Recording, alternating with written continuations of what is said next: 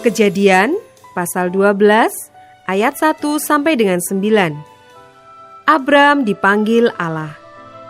Berfirmanlah Tuhan kepada Abram, "Pergilah dari negerimu dan dari sanak saudaramu dan dari rumah bapamu ini ke negeri yang akan kutunjukkan kepadamu.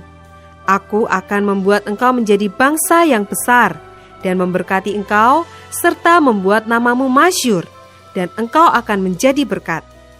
Aku akan memberkati orang-orang yang memberkati engkau dan mengutuk orang-orang yang mengutuk engkau. Dan olehmu semua kaum di muka bumi akan mendapat berkat." Lalu pergilah Abram seperti yang difirmankan Tuhan kepadanya, dan Lot pun ikut bersama-sama dengan dia. Abram berumur 75 tahun ketika ia berangkat dari Haran.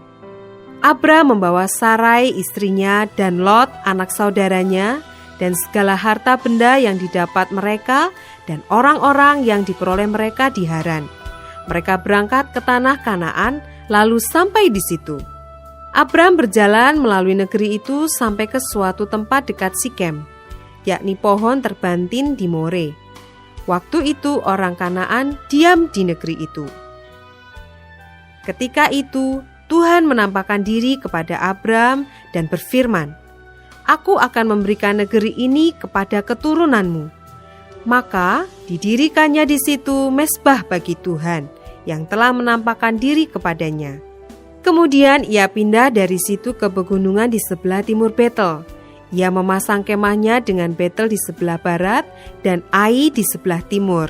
Lalu ia mendirikan di situ mezbah bagi Tuhan dan memanggil nama Tuhan. Sesudah itu Abram berangkat dan makin jauh ia berjalan ke tanah Negeb. Ayat 10 sampai dengan 20. Abram di Mesir.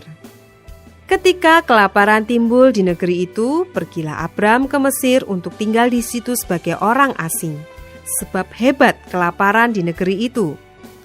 Pada waktu ia akan masuk ke Mesir, berkatalah ia kepada Sarai istrinya, "Memang aku tahu bahwa engkau adalah seorang perempuan yang cantik parasnya. Apabila orang Mesir melihat engkau, mereka akan berkata, 'Itu istrinya.' Jadi mereka akan membunuh aku dan membiarkan engkau hidup. Katakanlah bahwa engkau adikku, supaya aku diperlakukan mereka dengan baik karena engkau, dan aku dibiarkan hidup oleh sebab engkau." Sesudah Abram masuk ke Mesir, orang Mesir itu melihat bahwa perempuan itu sangat cantik.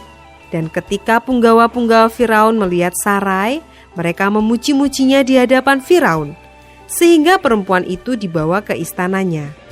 Firaun menyambut Abram dengan baik-baik, karena ia mengingini perempuan itu.